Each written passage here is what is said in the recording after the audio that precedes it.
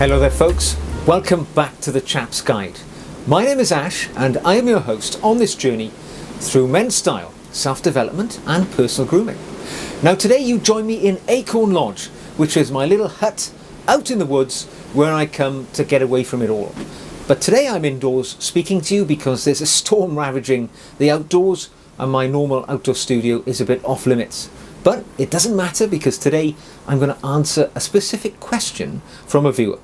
Now I love receiving your questions. Please feel free to drop your questions in the comment section, or by all means drop me an email directly and you'll find my email address in the About section on the main YouTube page. So apologies if you can hear the wind in the background, but that's why I'm indoors. So today's question has come from a viewer whose name I haven't written down on my slip of paper that I've brought with me. So unfortunately, you know who you are when you hear the question. So the question is, hi Ash, love the channel. I have a question about neckties. After re-watching Live and Let Die, I am in love with the tie that Roger Moore is wearing at the start of the film. After some research, I found the tie to be a Benson and Clegg Royal Navy three-fold silk tie. I am just a bit concerned that I could potentially come into an awkward situation by wearing a military tie when I have never been in the military.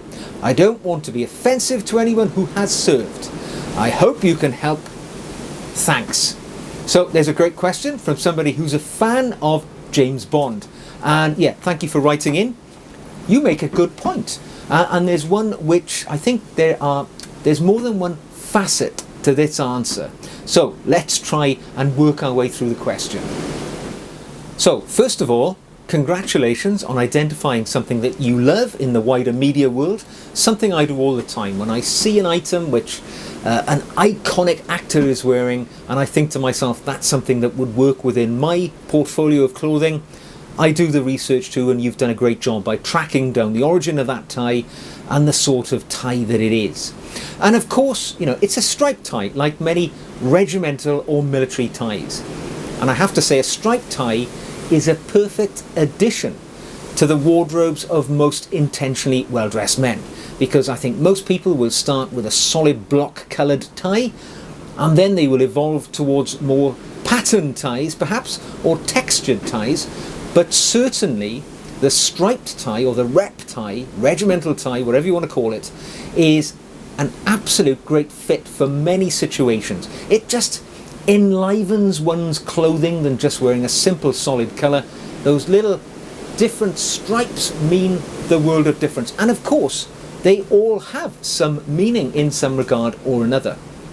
Many bodies of all kinds make use of the striped tie to denote membership of their organisation, and we've probably all encountered them ourselves. So my first sort of secondary school, Aberdare Boys Comprehensive School, we had a striped tie, black, gold and red, which was our school colours, and it was easy to identify other kids who were in the same school.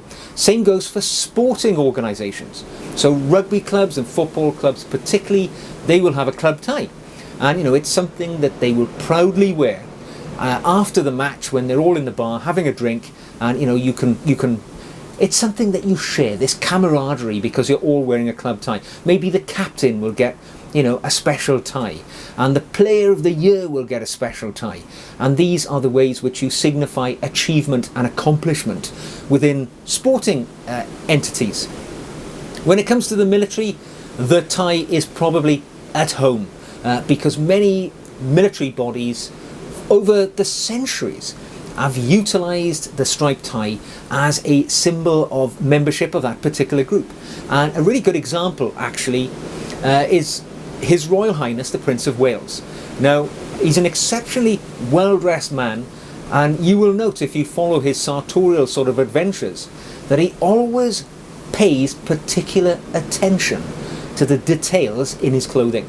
And I notice when you see a picture of the Prince of Wales on public duties, he will normally be wearing some form of military tie, and that is a tie which he has an association to or membership of. Obviously, he's been served in the military for many years. He was in each arm of the British military at some point or another, and he now has honorary positions. He's the honorary colonel of various regiments. And you'll note that he wears those ties specifically when he's visiting those regiments or undertaking public duties near where those regiments are based. I think, real close attention to detail. And you can see that when you see the images of him. Really works and shows up the use in a positive outcome of the regimental tie. Also in the military, it's a great thing for veterans to wear. Now, when you've been in the military and you leave your uniform behind, you take very little into civilian life with you. But the tie is something which you can wear in pretty much any walk of life. I'm actually wearing my own former military tie right now. This is the tie of the Royal Air Force. I served for 10 years in the Royal Air Force a long time ago, but I still can wear the tie when I want, and it's a great conversation starter. So if you're going to a room full of people, business meeting, might be a commercial meeting, a charity gathering of trustees, whatever it may be, whatever circumstances your life throws in your direction. When you're wearing a tie which is identifiable to a body, there may be somebody else in that room who will recognise it. And it'll be that opening to a conversation. They'll say, "Oh, were you in the RAF? So was I. Where did you serve?" And already a friendship is halfway towards being built. So that's one of the beauties of a tie. I mean, you look at any television coverage or media items around Remembrance Day, or Veterans Day, I guess, in the States, where you see the veterans gathering in sort of mutual commemoration of the sacrifices of the past. Certainly in the UK, the veterans will be proudly using that opportunity to wear their regimental tie. And this allows them to pick each other out in a crowd, and they will identify each other from their various regiments, because all they have now is a tie. The uniforms are a thing of the memory, but the tie is something you can wear forever. So it's a great way to keep that association with a former important part of your life still going. Now, interestingly, not all striped ties or regimental ties share the same direction of travel for the stripes. Now, British regimental ties normally, and I say normally because there are exceptions, and I am wearing one because the Royal Air Force tie is an anomaly, but British regimental ties, and I have one here, this is a tie for the British military charity called SAFA, and you will notice that the stripes are cut upwards towards the left, so they're cut to the heart, as the expression is.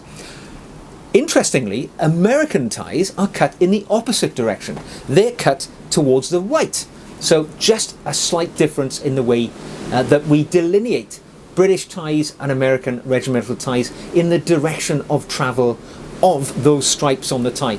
Not the same for all of them though. As I say, the tie I'm wearing, Royal Air Force tie, cut in the sort of American style, and there are other regiments which also do the same. But an interesting point, they're not all exactly the same. So let's get back to answering that question. And let's remind ourselves that the gentleman has seen a military tie being worn by Roger Moore in a James Bond film. He's fallen in love with the tie, he loves the look, and he would love to wear it himself, but he doesn't want to break any protocols by wearing a tie when he's not been in that branch of the military. But the fact is, there are literally hundreds of military regimental ties, and many of them are really, really attractive, which would be wonderful to wear. If you were afforded the opportunity. So are you allowed to wear them without causing offence to somebody? In essence, that's the question. Well, I think there are a few elements to the answer. The first piece, though, I would say, which is my overarching answer here to everything, is, let's be honest, you can wear anything you want. All right? This is a free world. Whether you're worried about breaching protocol or not, you can wear a tie.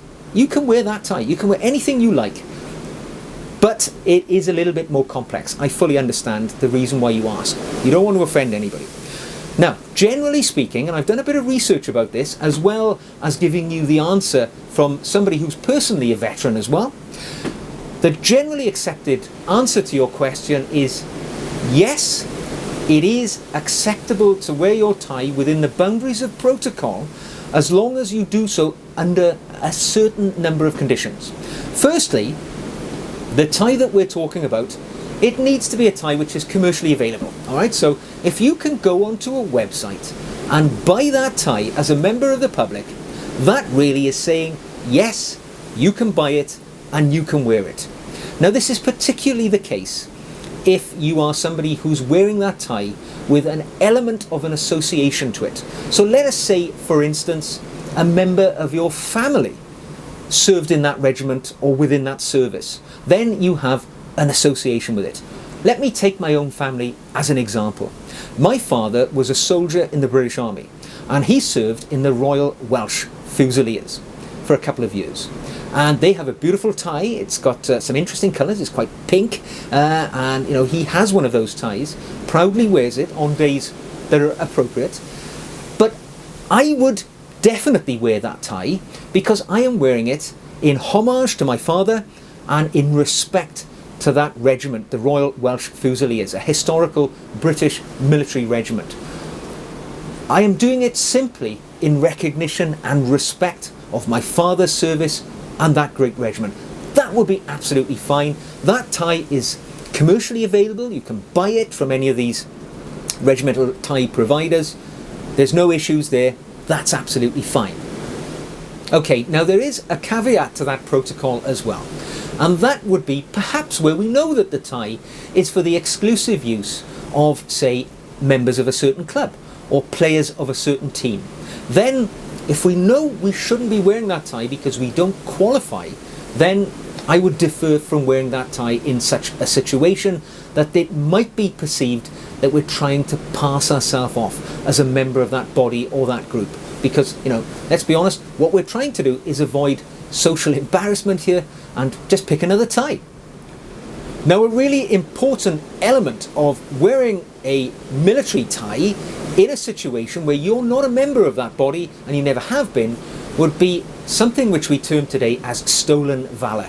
And this is quite specific. This is where somebody would wear a regimental item with the intention of deceiving people to believe that they are perhaps a military veteran or they are a serving member of an organisation or body in order to gain some favourable activity. So maybe they will, offer you a better table in a restaurant or something of that nature.